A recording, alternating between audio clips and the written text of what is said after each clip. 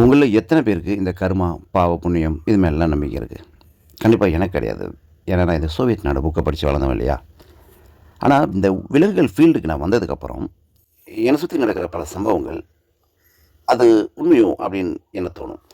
உதாரணத்துக்கு இந்த விலங்குகளுக்கு எதிரான குற்றங்கள் செய்கிறாங்க இல்லையா? அதாவது நாய் விஷம் வச்சு சாவடிக்கிறது, அப்புறம் விலங்குகளை அடிக்கிறது, துன்புறுத்துறது. இதை செய்கிறவங்களுக்கு உடனே ஒரு பின்விளைவுகள் உண்டாகும். உதாரணத்துக்கு அவங்களுக்கோ, இல்லை அவங்க பசங்களுக்கோ, இல்லை அவங்க குடும்பத்துக்கோ, இல்லை அவங்களுக்கோ ஒரு பெரிய பின்விளைவுகள், இல்லை மரணத்தை தழுவுற அளவுக்கு ஒரு பெரிய சம்பவங்கள்லாம் நடக்கும். இது நானே பார்த்தது. நான் பல உதாரணம் சொல்லலாம். என்னை சுற்றி நடந்த சம்பவத்தை வச்சு சொல்லிகிட்டு இருக்கேன். நான் பல உதாரணம் சொல்லலாம். ஆனால் அதை நான் இப்போ சொன்னேன்னா பல பேருக்கு மன கஷ்டத்தை உண்டாக்கும். அதனால் நான் சொல்லலை. வேணும்னா இன்பாக்ஸில் கேளுங்க, நான் சொல்கிறேன்.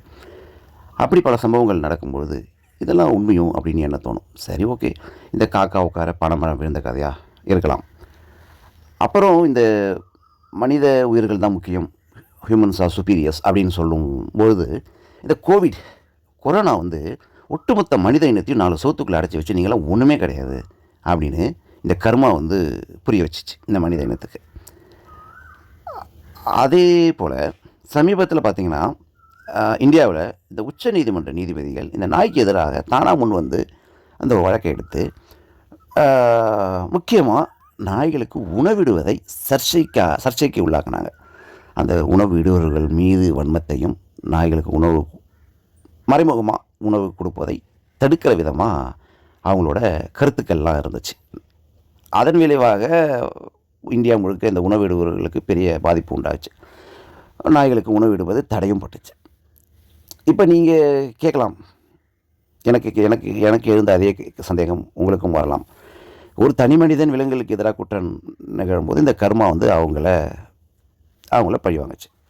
சரி, ஒரு தேசத்தின் உயரிய துறையான உச்ச நீதிமன்றம், ஒரு தேசமே இந்த நாய்களுக்கு எதிராக, அந்த பைரவர்களுக்கு எதிராக ஒரு நடவடிக்கை எடுக்கும்பொழுது இப்போ அந்த கர்மா என்ன பண்ணும் அப்படின்ற கேள்வி உங்களுக்கு வர மாதிரி எனக்கும் வந்துச்சு. இப்போ என்ன பண்ணும் அந்த கர்மா அப்படின்ட்டு.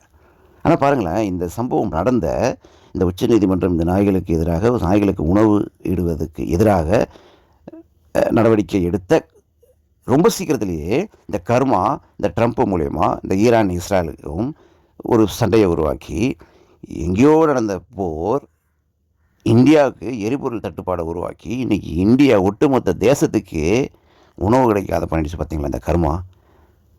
நாய்க்கு உணவு இடுவதை தடுக்க முயற்சி பண்ண ஒரு தேசம் இன்றைக்கி உணவுக்கு திண்டாடுகிறது.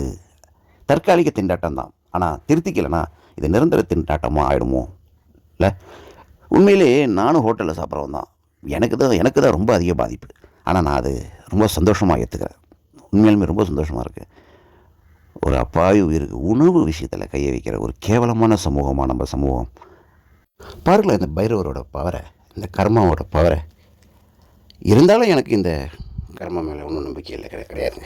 உங்களுக்கு நம்பிக்கை இருந்துச்சுன்னா கமெண்ட் பண்ணுங்கள்.